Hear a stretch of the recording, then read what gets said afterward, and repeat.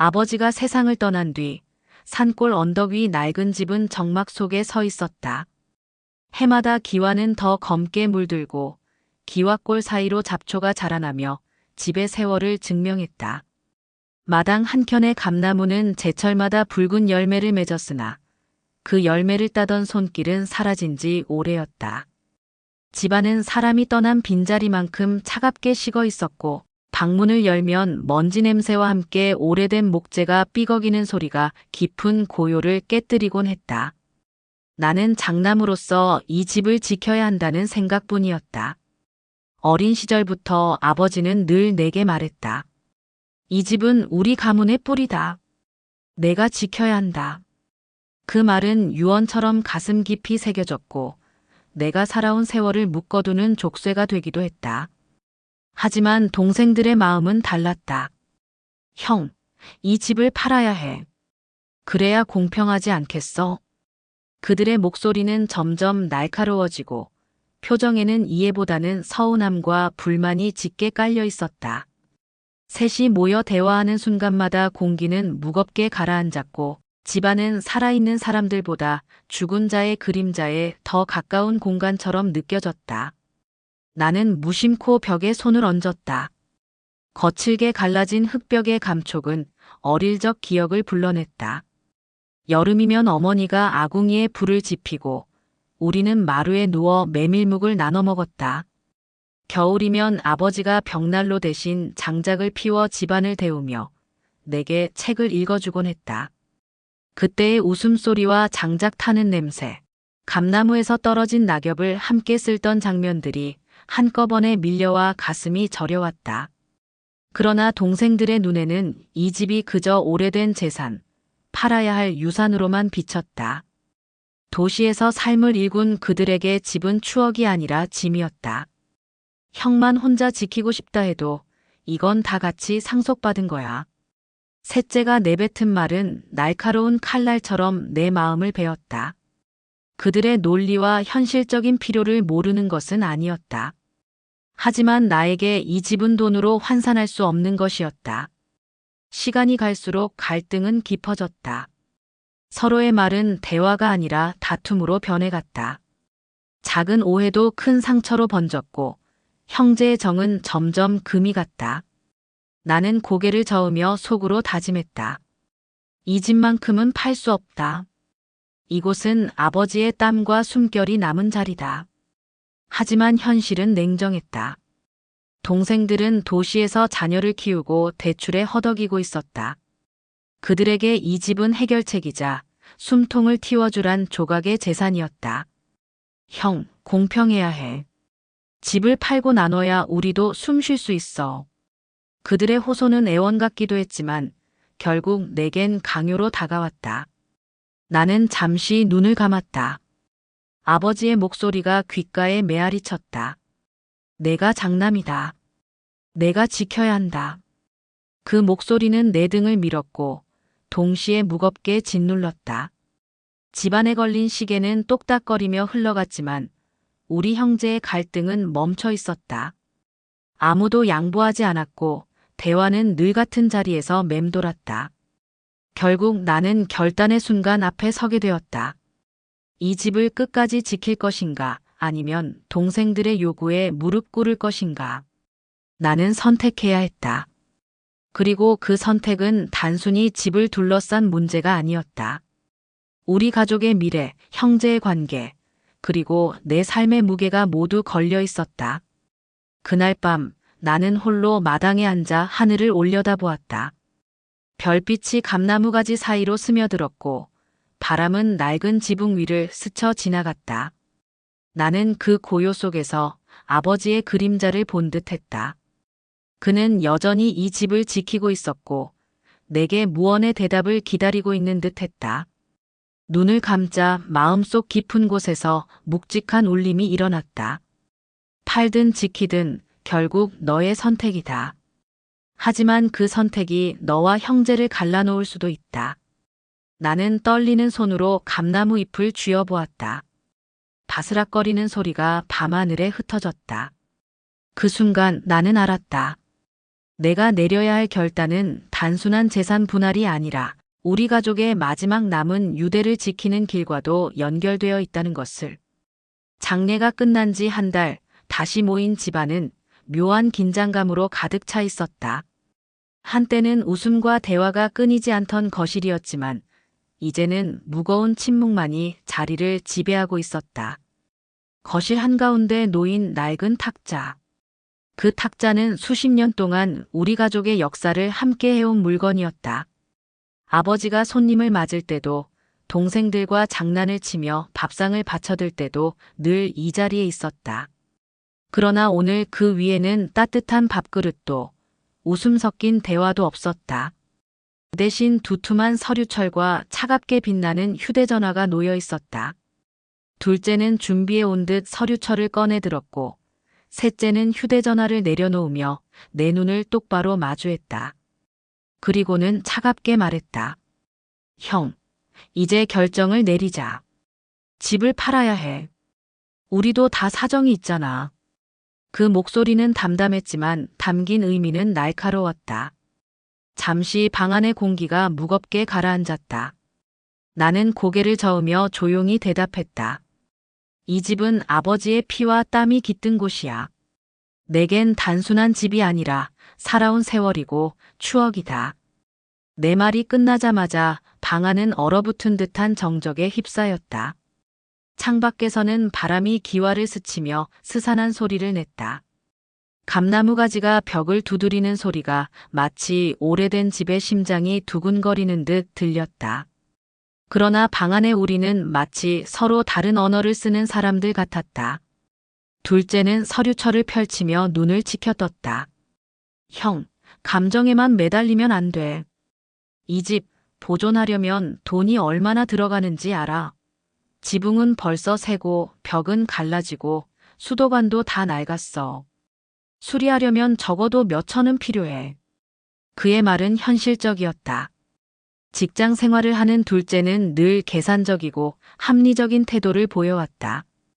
하지만 그 말은 내게 가시처럼 꽂혔다. 돈으로는 결코 환산할 수 없는 것들이 있다고 믿는 나에게 집은 숫자로만 표현될 수 없는 상징이었다.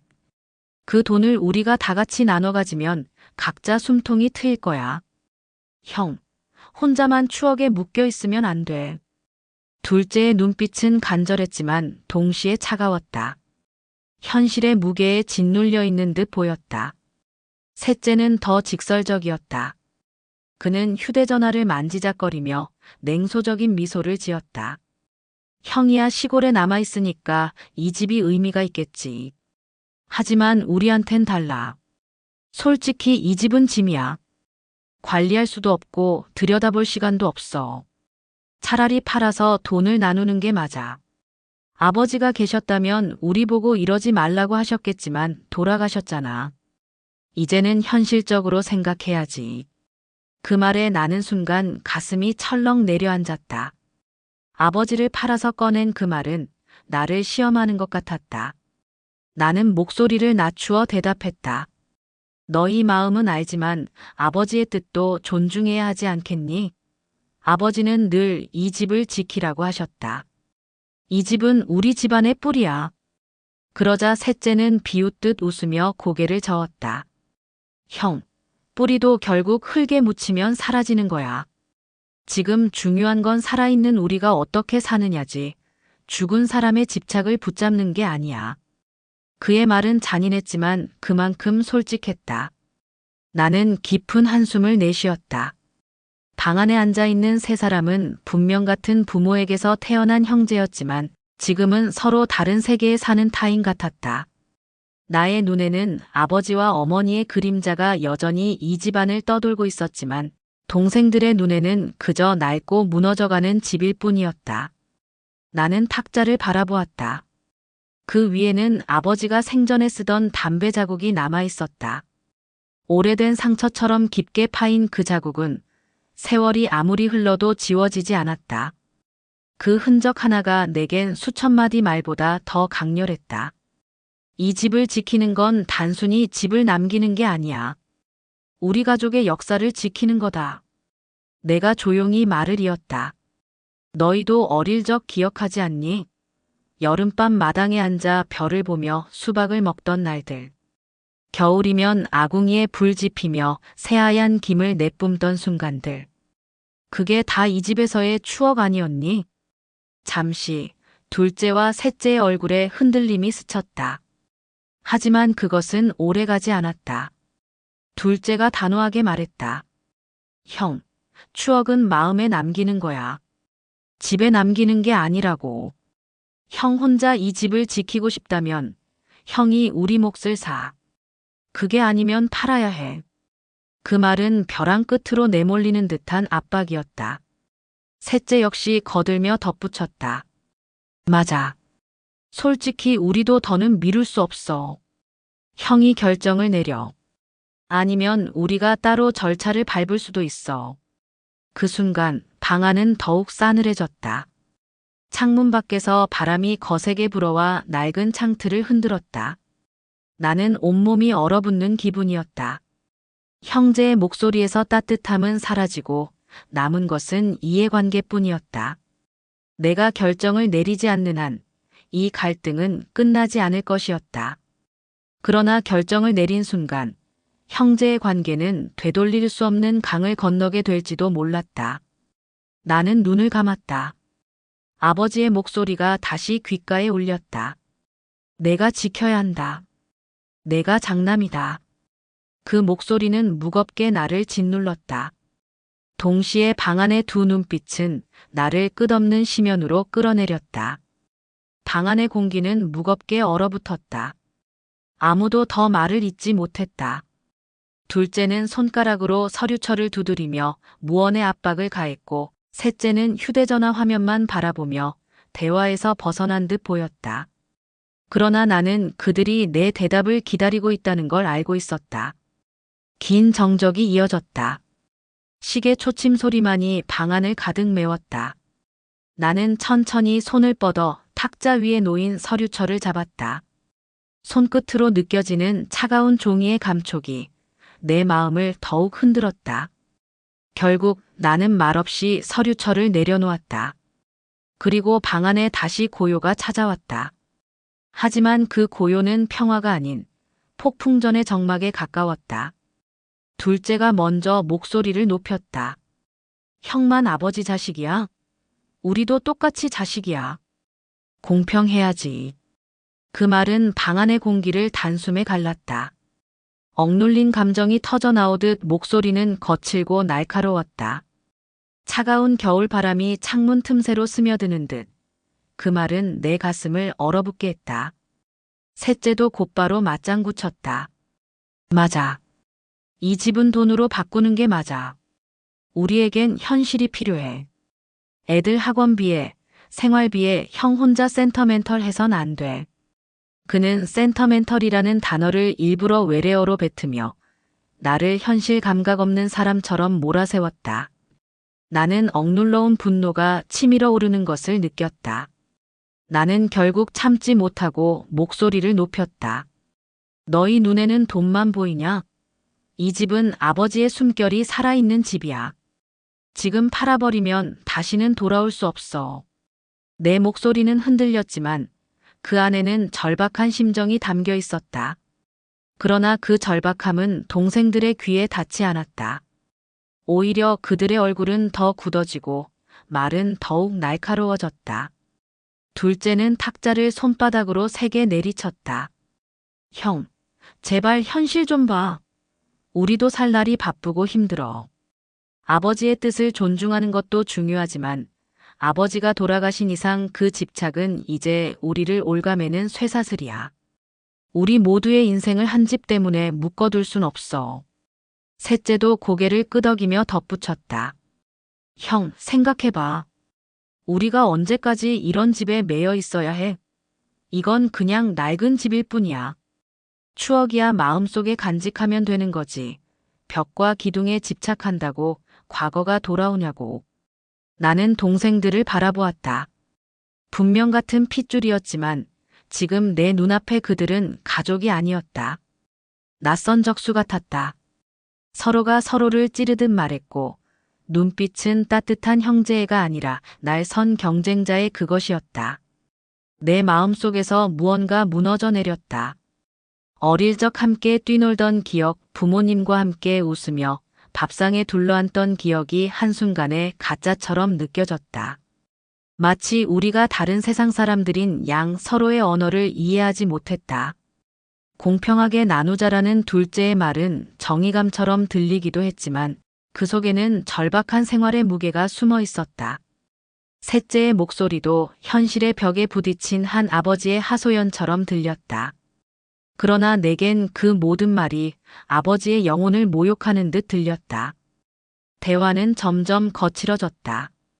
형, 우리가 무슨 철없는 애들이야. 추억만 붙잡고 살 순 없어. 너희는 추억을 돈으로 환산할 수 있다고 생각하냐? 그럼 형은 우리가 먹고 사는 문제를 모른다는 거야? 아버지의 말씀을 잊고 사는 게 더 큰 배신이야. 말과 말은 칼날이 되어 서로를 찔렀다. 얼굴은 붉게 달아올랐고 손짓은 거칠어졌다. 그 순간 우리는 형제가 아니라 법정에서 서로를 고소한 원고와 피고 같았다. 방 안의 공기는 숨이 막힐 정도로 무거웠다. 시계 초침 소리마저 싸움의 북소리처럼 크게 들렸다. 작은 불씨 같던 갈등은 이제 활활 타오르는 불길로 번지고 있었다. 나는 속으로 중얼거렸다. 이 집을 팔면 아버지와 어머니의 흔적이 완전히 사라질 거야. 감나무 아래서 놀던 어린 시절, 아궁이에 불을 지피던 따뜻한 냄새 모두 흔적조차 남지 않겠지. 그럼 우리 형제는 무엇으로 연결될 수 있을까? 그러나 눈앞의 동생들은 다른 생각뿐이었다. 돈이 필요하다. 생활이 힘들다. 미래를 위해선 이 집을 팔아야 한다. 서로의 마음은 끝내 닿지 않았다. 둘째는 다시 단호하게 말했다. 형, 마지막으로 말할게. 이건 형의 고집 문제가 아니야. 우리 모두의 권리야. 형이 계속 반대한다면 우리도 법적으로 갈 수밖에 없어. 그 말은 사실상의 선전포고였다. 셋째는 고개를 끄덕이며 덧붙였다. 맞아. 형, 우리도 더는 참을 수 없어. 이번에 결정을 못 내리면 우리 각자 갈 길 갈 수밖에 없어.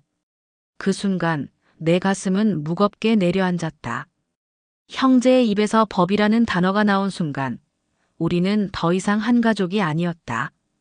그저 이해관계로 묶인 공동상속자일 뿐이었다. 방 안은 잠시 고요해졌다. 하지만 그 고요는 평화가 아니었다. 꺼지지 않는 불씨가 숨어있는 화산 같았다. 언제든 다시 폭발할 수 있는 위험한 정적이었다. 나는 눈을 감았다. 아버지의 목소리가 또렷하게 떠올랐다. 내가 지켜야 한다. 이 집은 우리의 뿌리다. 그러나 눈을 뜨면 현실은 동생들의 차가운 눈빛뿐이었다. 불씨는 이미 타올랐고 이제는 누구도 쉽게 꺼뜨릴 수 없는 상황이었다. 잠시 침묵이 흘렀다. 그 침묵은 칼로 베일 듯 날카로웠다. 그러나 동시에 그 침묵은 각자 마음 깊은 곳에 묻어두었던 기억을 끄집어내는 통로가 되었다. 나는 탁자 위에 손을 얹고 천천히 숨을 고르며 오래된 회상을 떠올렸다. 아버지와 함께 지붕을 고치던 날이었다. 뜨거운 여름 햇볕 아래 우리는 땀을 흘리며 낡은 기와를 교체했다. 아버지는 구부정한 허리를 곧게 세우며 나를 바라보았다. 이 집은 내가 지켜라. 너는 장남이니까. 그 목소리는 무겁고도 따뜻했다. 나는 그 말을 유언처럼 새겼다. 그래서 지금 이 순간 나는 누구보다 강하게 이 집을 붙들고 있는 것이다. 그러나 내 회상과는 다른 기억이 둘째와 셋째에게 있었다. 둘째는 눈을 내리깔며 입술을 깨물었다. 그리고는 낮게, 그러나 단호한 목소리로 말했다. 형은 늘 아버지의 자랑이었어. 나는 늘 소외됐지. 부모님의 관심은 언제나 형에게만 갔잖아. 그래서 더 서럽다. 형이 집을 지키겠다고 나서는 것도 이해는 해. 하지만 내 마음속에는 늘 나는 뒷전이었다는 상처가 남아있어. 그러니 이번만큼은 공평해야 해. 집이라도 나눠야 내 마음이 풀려. 그의 고백은 순간 방 안의 공기를 바꾸어 놓았다. 차가운 말투 뒤에는 깊은 상처와 오랜 서러움이 숨어 있었다. 나는 할 말을 잃고 둘째를 바라보았다. 어릴 적 내가 장남이라는 이유로 부모님의 기대와 신뢰를 독차지했던 장면들이 떠올랐다. 상을 받으면 아버지는 나를 먼저 칭찬했고, 잘못이 생기면 내가 장남이니 책임져야 한다는 말도 늘 나에게만 돌아왔다. 그때 나는 무게를 짐으로만 느꼈지만 둘째의 눈에는 그것이 차별과 소외로 비쳤던 것이다. 그제야 나는 깨달았다. 내게 주어진 책임이라는 짐이 동생에게는 사랑을 빼앗긴 증거처럼 보였다는 것을. 셋째는 팔짱을 낀 채 시선을 창문 밖으로 던졌다. 나는 도시에서 20년을 살았어. 돈 벌어 자식 키우느라 정신도 없었지. 솔직히 말하면 이 집은 나한테 아무런 의미가 없어. 어릴 적 기억도 희미해. 나한텐 그저 짐일 뿐이야. 오히려 형이랑 둘째가 이렇게 싸우는 걸 보면 더 멀게만 느껴져. 그래서 난 정리했으면 좋겠어. 깨끗하게. 집 팔고 각자 갈 길 가자. 그의 목소리에는 무심함이 섞여 있었지만 그 속에는 도시 생활에 찌든 피로와 체념이 담겨 있었다. 그는 이미 이 집에서 멀리 떨어져 있었다. 가족의 뿌리보다 매달 돌아오는 카드값과 학원비가 더 무겁게 그의 어깨를 짓눌렀다. 나는 순간 서늘한 감정을 느꼈다. 아버지와 어머니가 평생을 걸쳐 지켜온 집이 그저 짐이라니. 하지만 곧 깨달았다. 그에게는 이미 현재의 삶이 전부였고 과거의 흔적은 사치였다. 각자의 기억은 달랐다. 나에게는 아버지의 목소리가 유언처럼 남아있었고 둘째에게는 소외당한 상처가 전부였으며 셋째에게는 이 집이 무거운 짐일 뿐이었다. 같은 집에서 자랐지만 서로 다른 기억이 각자의 가슴에 상처로 새겨졌다. 나는 떨리는 목소리로 말했다. 둘째야, 내가 그렇게 느꼈을 줄 몰랐다. 나도 장남으로서 힘들었다. 부모님이 나를 챙기는 만큼 나는 더 무거운 책임을 져야 했어. 하지만 내 상처를 이해하지 못한 건 내 잘못일 거야. 그러나 둘째는 고개를 저었다. 형, 그건 형의 시선이지. 나는 그저 늘 비교만 당했다고 느꼈어. 형이 뭐래도 부모님은 대견하다 했고 내가 뭐래도 형처럼 해라였어. 나는 늘 두 번째였어. 그의 눈가가 젖어들었지만 그 눈물은 오래된 분노와 뒤섞여 있었다. 셋째는 차갑게 덧붙였다. 나는 둘째처럼 상처를 말할 기억조차 없어. 집을 떠난 지 오래라서 부모님의 따뜻함도 형의 짐도 다 내겐 먼 얘기야. 그래서 이 집을 붙들 이유가 없어. 나는 현실만 본다. 말이 오갈수록 우리는 서로를 더 이해하기보다는 더 멀어졌다. 과거의 기억은 위로가 아니라 상처가 되었다. 나에게는 자랑이자 책임이었던 장남의 자리가 둘째에게는 소외의 상처였고 셋째에게는 무의미한 추억의 잔재였다. 나는 속으로 중얼거렸다. 같은 집에서 살았는데 왜 이렇게 다르게 기억할까?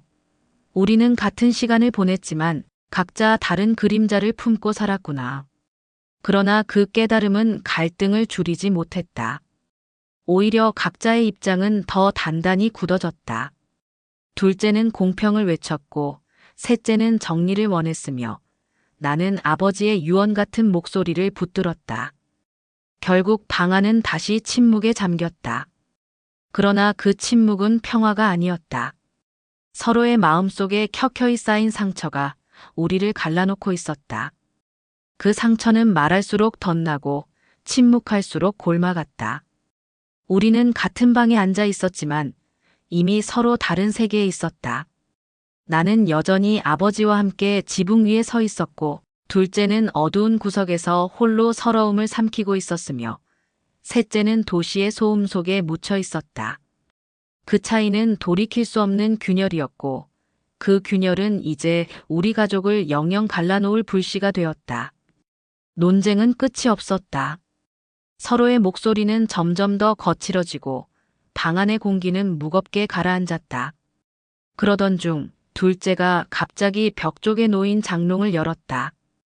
혹시 아버지가 무언가 남겨두신 게 있지 않을까? 오래된 장롱은 수십 년간 집안의 비밀을 품어온 듯 삐걱이며 문을 열었다. 먼지가 풀썩 날렸고 그 속에서 누렇게 빛바랜 봉투 하나가 드러났다. 봉투는 구겨져 있었고 모서리는 달아 있었다. 그 순간 방 안의 시선이 모두 봉투에 꽂혔다. 셋째가 조심스럽게 꺼내어 탁자 위에 올려놓았다. 손글씨로 내 자식들에게라고 쓰여 있었다. 순간 우리의 호흡이 멈췄다. 나는 떨리는 손으로 봉투를 열었다. 안에는 종이 몇 장이 들어 있었다. 종이는 이미 세월의 흔적을 고스란히 머금고 있었고 글씨는 또렷하지는 않았지만 분명 아버지의 것이었다. 나는 소리내어 읽기 시작했다. 내 자식들아, 이 집은 장남에게 맡기되 형제들이 서로 등을 지지 말라. 피는 물보다 진하니 서로의 마음을 헤아려라. 집은 집일 뿐 형제가 갈라선다면 아무 의미 없다. 나는 더 이상 읽지 못하고 눈물이 고였다. 글씨체는 서툴렀지만 그 안에는 아버지의 평생의 삶과 애정이 담겨 있었다. 그 목소리가 다시 내 귓가에 울리는 듯 했다. 그러나 동생들의 반응은 내 것과 달랐다. 둘째가 곧장 말했다. 봐, 아버지도 말씀하셨잖아. 집은 형에게 맡긴다 하지만 동시에 형제들이 등을 지지 말라고 하셨어. 그 말은 곧 형이 독식하지 말라는 뜻이야. 공평하게 나누라는 말씀이라고. 셋째도 고개를 끄덕이며 거들었다. 맞아. 집은 집일 뿐 형제가 갈라선다면 아무 의미 없다. 이건 집 때문에 우리가 갈라서지 말라는 말씀이야. 결국 집을 팔아서라도 우리 사이를 지켜야 한다는 거지. 나는 고개를 저으며 강하게 반박했다. 아니야. 아버지의 말씀은 분명해. 집은 장남인 내게 맡긴다고 하셨잖아. 그게 아버지의 의지야. 너희는 그저 그 뜻을 왜곡하려는 거야. 그러자 둘째의 얼굴이 붉어졌다. 왜곡은 형이 하고 있잖아. 아버지가 굳이 형제들이 등을 지지 말라고 남기신 이유가 뭔데? 형이 혼자 다 가지려 할 걸 아셨기 때문이야. 그래서 그걸 막으려고 말씀하신 거라고. 셋째도 차갑게 덧붙였다. 편지 한 장이 형한테 유리하게 쓰일 거라고 생각해. 오히려 반대야. 이제 우리는 더 확실히 알게 됐어. 형 혼자 가질 수 없다는 걸. 나는 편지를 움켜쥐었다. 종이가 손끝에서 바스락거렸다. 이 집은 장남에게 맡기되라는 문장은 내게는 명령이었고 내 삶의 이유였다. 하지만 동생들의 눈에는 그 문장이 독식 금지라는 경고처럼 읽히는 모양이었다. 편지 한 장은 진실을 밝혀주는 듯 했으나 오히려 갈등의 불을 더 크게 지폈다. 우리는 같은 문장을 읽고도 서로 다른 해석을 내놓았다. 그리고 그 차이는 다시 날카로운 칼날이 되어 서로를 찔렀다. 둘째는 분노에 차서 소리쳤다. 형, 늘 그래왔잖아. 부모님의 사랑도 기대도 다 형 차지였어. 이제 와서 집까지 형이 가져가겠다니 나는 더 이상 못 참아. 셋째도 목소리를 높였다. 맞아. 나는 집에 애정이 없다 했지만 그렇다고 형이 다 가져가는 건 말이 안 돼. 적어도 공평하게 나누자. 아니면 법적으로 가야 해. 나는 치를 떨며 대답했다. 너희는 아버지의 뜻을 무시하는 거야. 아버지는 분명 나에게 맡기셨다. 그런데 왜 계속 자기 해석만 내세우는 거지? 그 순간 방 안은 아수라장이 되었다. 목소리는 얽히고 감정은 폭발했다. 창문이 덜컥거릴 만큼 큰 고함 소리가 울려 퍼졌다. 나는 눈을 감았다. 아버지의 목소리가 다시 귓가에 메아리 쳤다. 집은 장남에게 맡기되 형제들이 서로 등을 지지 말라. 아버지는 무엇을 원하셨을까? 정말로 내게 집을 물려주고 싶으셨을까? 아니면 형제들이 싸우지 않기를 바라셨을까? 두 뜻은 동시에 담겨 있었고 우리는 각자 유리한 쪽만 붙잡았다. 나는 속으로 중얼거렸다. 아버지, 왜 이렇게 모호하게 말씀하셨습니까? 차라리 명확히 남겨주셨다면 우리가 이렇게 싸우진 않았을 텐데. 그러나 이미 늦었다. 편지는 우리에게 답이 아니라 새로운 갈등의 씨앗이 되었다.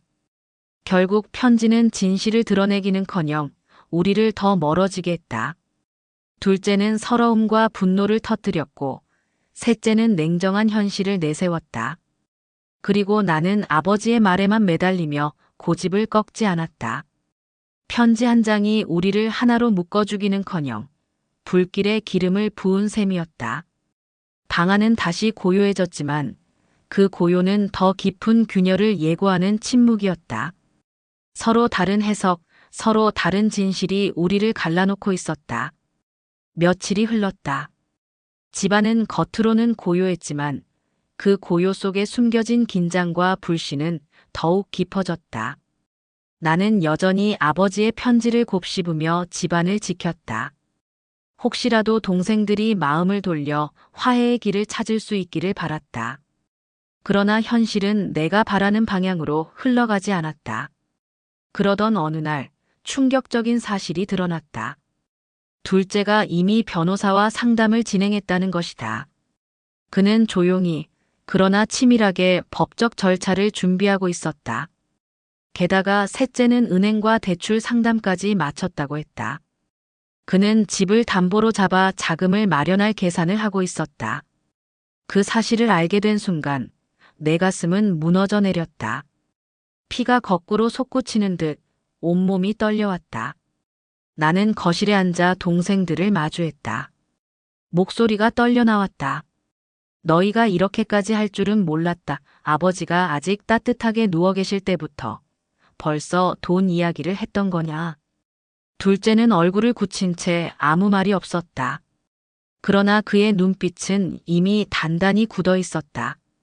마치 오래전부터 결심해 온 듯한 표정이었다. 셋째는 차갑게 대꾸했다. 형, 우리가 무슨 죄라도 지은 것처럼 말하지 마. 우리는 우리 인생을 지키려는 거야. 더 늦기 전에 준비하는 게 현명한 거지. 그 말은 칼날처럼 날카로워 내 가슴을 찔렀다. 나는 두 눈을 치켜뜨며 소리쳤다. 너희는 아버지를 팔아먹은 거다. 아버지가 돌아가시자마자 돈 계산부터 한 게 바로 너희잖아. 거실의 공기는 폭발 직전처럼 팽팽해졌다. 둘째가 마침내 입을 열었다. 형, 솔직히 말할게. 나는 오래 참아왔다. 하지만 형이 고집만 부리니 어쩔 수 없었다.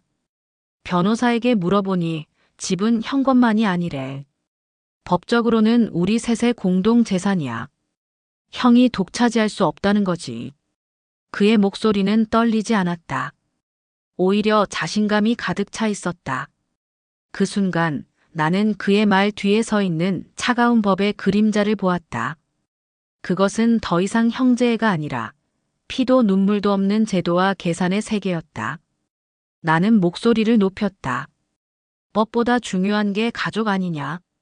아버지의 뜻보다 내가 들은 변호사의 말이 더 중요하단 말이야. 그러나 둘째는 차갑게 고개를 저었다. 형, 아버지가 돌아가신 순간 이건 감정이 아니라 법의 문제가 됐어. 나는 내 권리를 찾을 뿐이야. 셋째가 말을 이었다. 나는 현실만 본다. 은행에서 상담받았다. 이 집을 담보로 대출을 받으면 우리 모두에게 숨통이 트일 거야. 애들 학원비도 집 대출도 해결할 수 있어. 형만 고집 꺾으면 돼. 나는 믿을 수 없다는 듯 그를 노려보았다. 내가 이 집을 돈줄로 본 거냐? 아버지가 평생 땀 흘려 지켜온 집을. 셋째는 어깨를 으쓱하며 말했다. 형, 감정만으로는 못 살아. 나한텐 이 집이 추억도 아니고 뿌리도 아니야. 그저 쓰지 않는 자산일 뿐이지. 활용해야 가치가 생기는 거야. 그 말은 차갑고 계산적이었다. 형제라는 이름이 무색할 만큼 그의 눈빛에는 현실적인 이익만 남아 있었다. 나는 두 손으로 얼굴을 감쌌다. 도대체 언제부터 이렇게 된 걸까? 같은 부모 밑에서 자란 형제인데 왜 우리는 서로를 적으로만 보는 걸까? 눈을 뜨자 두 동생은 이미 나를 향해 낯선 사람들이 되어 있었다. 그들의 말 속에는 더 이상 형제의 정이 없었다. 오직 권리, 돈, 계산만이 남아 있었다. 나는 목소리를 낮추어 말했다. 너희는 아버지의 마지막 말씀을 잊었구나. 형제들이 등을 지지 말라고 하셨잖아. 그런데 지금 너희는 등을 돌리고 칼을 들이대고 있어. 그러자 둘째는 이를 악물고 대꾸했다. 형이야말로 등을 돌린 거야. 우리가 공평을 말할 때 형은 독차지를 말했잖아. 그게 배신이야. 셋째도 거들었다. 형이 우리를 이해하지 않으니 우리도 더는 형을 형으로 볼 수 없어. 그 말은 내 심장을 찢어 놓았다. 거실의 공기는 더 이상 숨 쉴 수 없을 만큼 무겁게 팽팽해졌다. 창문 밖에서 바람이 세차게 불어와 낡은 창틀을 흔들었고 오래된 집은 마치 함께 울부짖는 듯 삐걱거렸다. 우리는 서로를 향해 칼날 같은 시선을 주고받았다. 그 순간 형제라는 이름은 더 이상 우리를 묶어주지 못했다. 오히려 그 이름은 아이러니하게도 가장 날카로운 상처가 되어 있었다. 내 가슴 속에서는 배신의 불길이 타올랐다. 그리고 나는 알았다. 이제 이 싸움은 더 이상 대화로 끝날 수 없다는 것을. 우리 사이의 균열은 이미 걷잡을 수 없이 벌어졌고 다시는 예전으로 돌아갈 수 없을 것이다. 마을 회관은 평소와 달리 무거운 긴장감에 휩싸여 있었다. 언제나 잔치나 회의가 열리던 이곳은 웃음과 수다가 가득한 공간이었지만 오늘은 달랐다. 나무 의자에 앉아있는 마을 어른들의 눈빛은 날카로웠고 그들조차 숨을 죽인 채 우리 형제들을 지켜보고 있었다. 오늘은 끝장을 보자. 둘째의 단호한 목소리가 회관의 정적을 깨뜨렸다. 셋째도 팔짱을 낀 채 무표정하게 나를 바라보았다. 그 눈빛 속에는 기대와 불신이 뒤섞여 있었다. 나는 천천히 자리에서 일어섰다. 그리고 품에서 낡은 서류 봉투 하나를 꺼냈다. 봉투는 시간이 지나 누렇게 변색돼 있었지만 봉투 앞면에는 또렷하게 아버지의 필체로 상속 문서라고 적혀 있었다. 나는 봉투를 탁자 위에 올려놓고 잠시 숨을 고른 뒤 조용히 말했다. 이건 아버지가 생전에 작성하신 상속 문서다. 집안 장롱 속 깊이 보관되어 있었어. 어머니가 돌아가시기 전 아버지께서 직접 준비하신 거다. 순간 회관 안의 공기가 더욱 팽팽해졌다. 동생들의 눈빛이 흔들렸다. 둘째는 불신과 두려움이 동시에 깃든 얼굴로 봉투를 노려보았고 셋째는 팔짱을 풀고 몸을 앞으로 숙였다. 나는 봉투를 열어 안에 있던 종이를 조심스럽게 펼쳤다. 종이는 빛에 바랜 흔적이 있었지만 아버지의 글씨는 분명했다. 나는 떨리는 목소리로 읽었다. 집은 장남에게, 나머지 재산은 공평히 나눈다. 그 순간 둘째와 셋째의 얼굴은 굳어졌다. 형 진짜야? 둘째가 떨리는 목소리로 물었다. 나는 묵묵히 고개를 끄덕였다. 그래. 아버지의 뜻은 분명하다. 집은 내가 지키고 나머지는 우리가 공평히 나누자. 그게 아버지가 남기신 마지막 말씀이야. 마을 어른들이 웅성거리기 시작했다. 역시 그랬구먼. 아버지라는 분 현명하셨네. 속삭임이 여기저기서 새어나왔다. 둘째는 손으로 얼굴을 감쌌다. 그의 손이 떨리고 있었다. 나는 늘 공평하지 못하다고 생각했어. 그래서 법이라도 붙들려고 했던 거야. 그런데 아버지가 직접 이렇게 적어두셨다니. 그의 눈가에는 분노가 아닌 복잡한 감정이 떠올랐다. 오랜 상처와 억울함이 아버지의 글귀 앞에서 힘을 잃어버린 듯 보였다. 그러나 동시에 받아들이기 어려운 현실에 부딪혀 괴로워하는 표정이었다. 형, 나는 아직도 억울해. 어릴 적 기억은 지워지지 않아.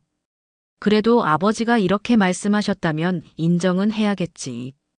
그의 목소리는 낮았지만 깊은 체념이 담겨 있었다. 그러나 셋째의 반응은 달랐다. 아버지가 이렇게 쓰셨다고 해서 꼭 그대로 따라야 해. 시대가 달라졌잖아. 집 한 채를 지킨다고 해서 무슨 의미가 있어? 우리 삶은 현실에 있어. 집은 결국 돈으로만 가치를 가지는 거야. 그는 손바닥으로 탁자를 3개 내리쳤다. 난 아직도 받아들일 수 없어. 형이 집을 다 가진다는 게 말이 돼. 나머지 재산을 공평하게 나눈다고 해도 집의 가치가 제일 크잖아. 그의 목소리는 회관을 울렸고 어른들은 서로 눈치를 보며 고개를 저었다. 그들의 시선에는 안타까움이 담겨 있었지만 동시에 셋째의 완고한 태도에 실망한 기색도 역력했다. 나는 다시 자리에서 일어나 동생들을 바라보았다. 목소리를 가다듬고 말했다. 나는 아버지의 뜻을 따를 거야. 집은 내가 지킨다. 그러나 그 대신 나머지 재산은 단 한 푼의 불공평함도 없이 나누겠다. 내가 먼저 손해를 보더라도 너희가 억울하지 않도록 하겠다. 둘째는 눈을 감은 채 고개를 끄덕였다. 아직 상처가 남아 있었지만 그는 받아들일 준비가 된 듯 보였다. 그러나 셋째는 여전히 고개를 저었다. 형, 나는 못 믿어. 문서 한 장으로 내 마음까지 설득할 수 있다고 생각하지 마. 나는 잠시 숨을 고르고 셋째를 향해 한 걸음 다가섰다. 믿지 않아도 좋아. 하지만 이것만은 기억해라. 아버지가 우리에게 남기신 건 집이 아니라 형제라는 이름이다. 우리가 이걸 지키지 못한다면 집을 팔든 지키든 다 무슨 소용이 있겠니? 내 말이 끝나자 회관은 다시 침묵에 잠겼다. 그러나 이번 침묵은 이전의 그것과 달랐다. 이전이 분노와 불신의 침묵이었다면 지금은 각자의 마음속에서 결단을 내려야 하는 순간의 침묵이었다. 둘째는 천천히 고개를 들었고 눈가에 맺힌 눈물을 닦았다. 그는 힘겹게 말했다. 그래, 형 말이 맞다. 집은 형이 지켜라. 그 대신 우리 몫은 확실히 지켜줘. 셋째는 한동안 아무 말도 하지 않았다. 그는 입술을 깨물며 방안을 천천히 둘러보았다. 마을 어른들의 시선, 형과 둘째의 눈빛, 그리고 낡은 회관의 풍경까지. 그리고는 한숨을 내쉬며 고개를 숙였다. 아직도 마음은 복잡하다. 하지만 아버지의 뜻을 거스르는 건 나도 두렵다. 형, 잘 지켜라. 대신 약속은 꼭 지켜야 한다. 나는 깊게 숨을 내쉬었다. 고맙다. 너희의 마음을 잊지 않겠다. 아버지의 뜻대로 집은 내가 지키겠다. 그러나 그 어떤 경우에도 형제의 등을 지는 일은 없을 거다. 마을 어른들이 고개를 끄덕이며 회관을 떠나기 시작했다. 남은 건 우리 셋뿐이었다. 어색한 침묵이 흐르긴 했지만 그 침묵 속에는 더 이상 칼날 같은 긴장은 없었다. 나는 탁자 위에 놓인 문서를 다시 접어 봉투에 넣었다. 봉투는 가볍지만 그 안에 담긴 무게는 내 삶 전체를 짓누르는 듯 했다. 그러나 동시에 나는 알았다.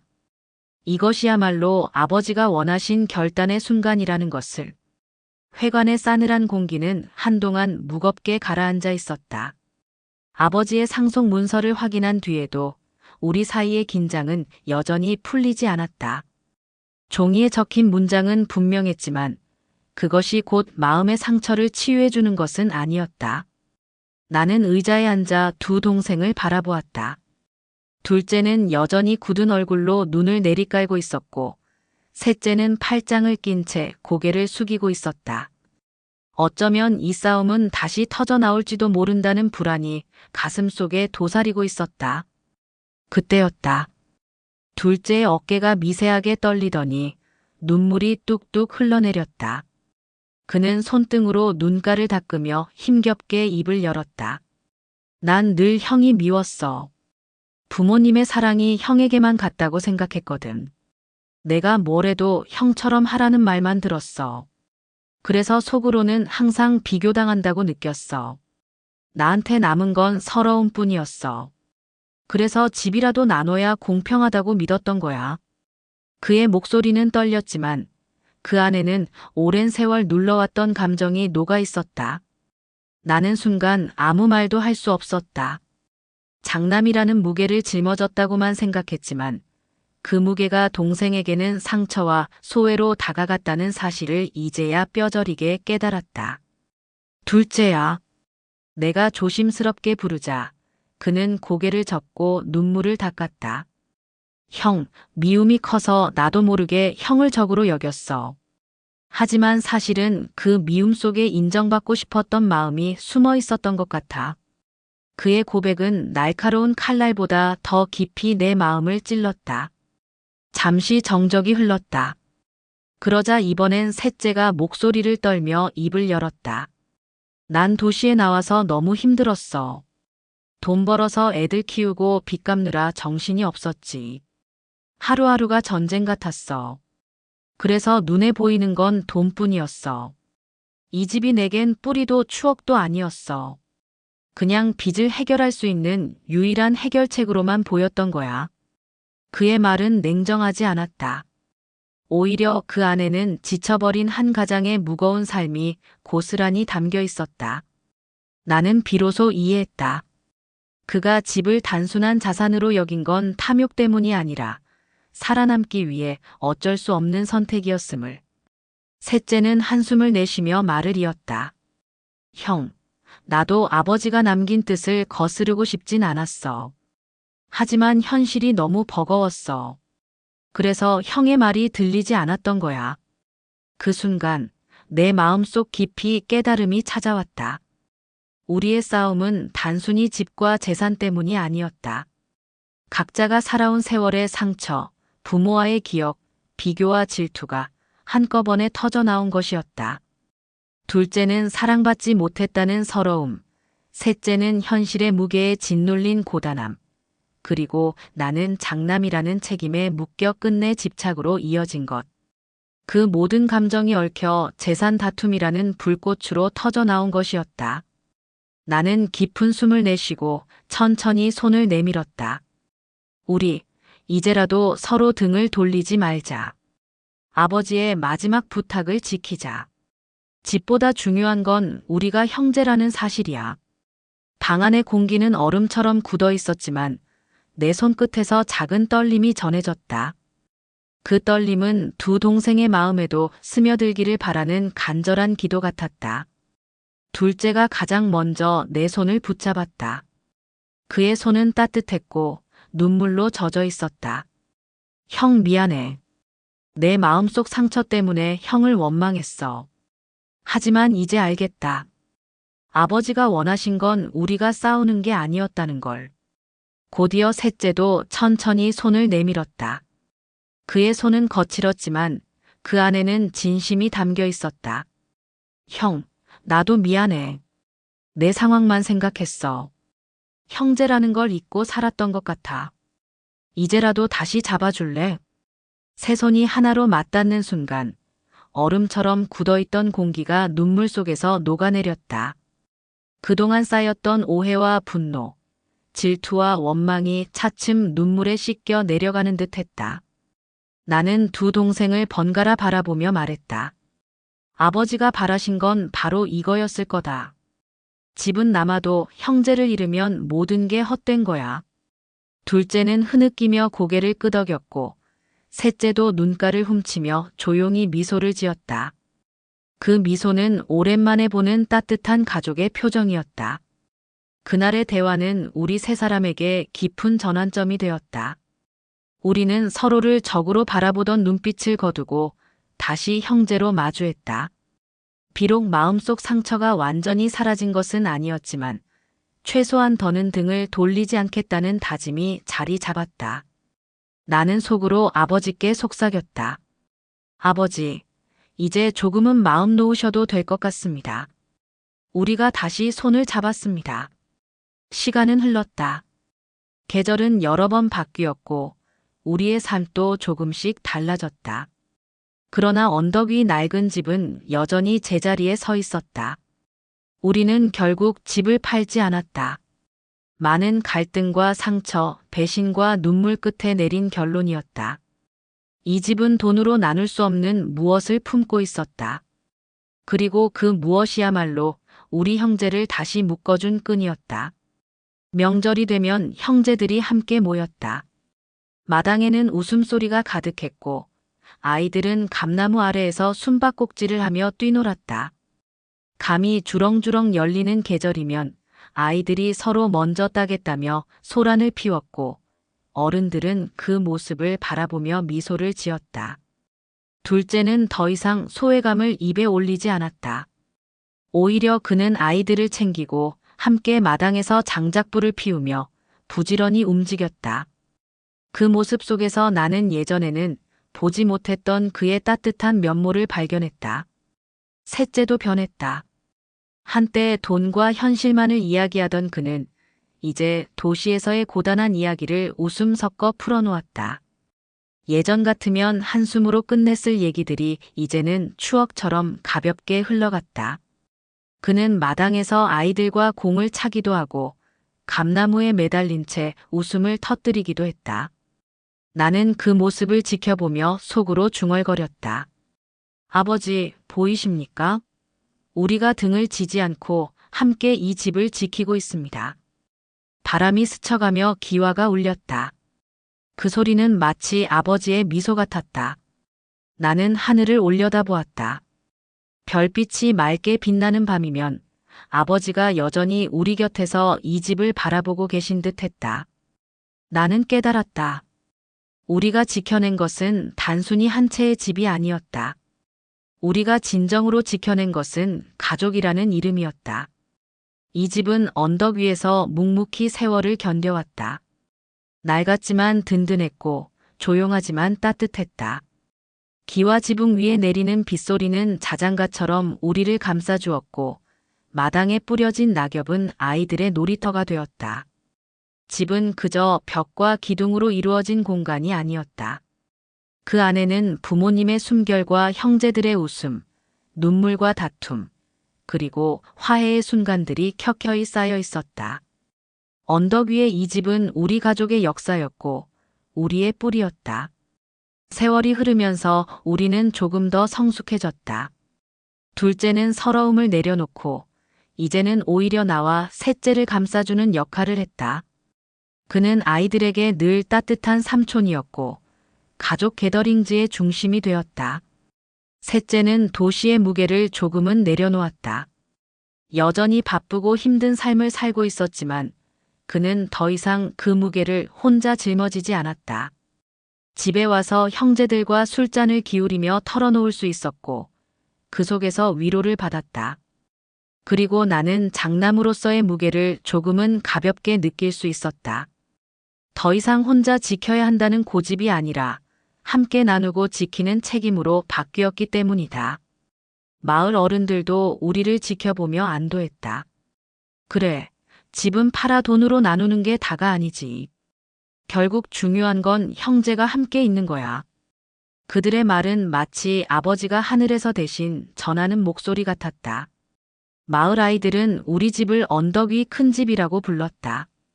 그들에게 이 집은 단순히 낡은 집이 아니라 명절마다 사람과 웃음이 모이는 특별한 공간이었다. 나는 오늘도 마당에 앉아 감나무를 바라본다. 바람이 불면 감잎이 바스락거리고 햇살이 스며들면 지벽의 그림자가 춤춘다. 나는 그 모습을 보며 마음속으로 다짐한다. 이 집을 끝까지 지키겠다. 아버지의 뜻을 이어가며 형제들과 함께 살아가겠다. 집은 세월이 흐를수록 더 낡아가겠지만 그 안에 담긴 기억과 정은 시간이 갈수록 더 깊어진다. 우리가 지켜낸 것은 단지 오래된 건물이 아니라 형제의 화해와 가족의 사랑이었다. 이 집은 여전히 언덕 위에 서 있다. 낡았지만 든든하고 조용하지만 따뜻하다. 그리고 무엇보다 이 집은 우리의 상처와 눈물을 품고 새로운 미래로 나아가게 한 힘이었다. 나는 안다. 언젠가 우리 모두 이 집을 떠날 날이 올 수도 있다. 그러나 그때까지 나는 이 집을 지키며 아버지의 목소리를 이어갈 것이다. 그리고 무엇보다도 나는 두 동생과 함께 다시 웃고 있다는 사실에 감사한다. 우리가 끝내 지켜낸 것은 집이 아니라 형제라는 이름이었으니까.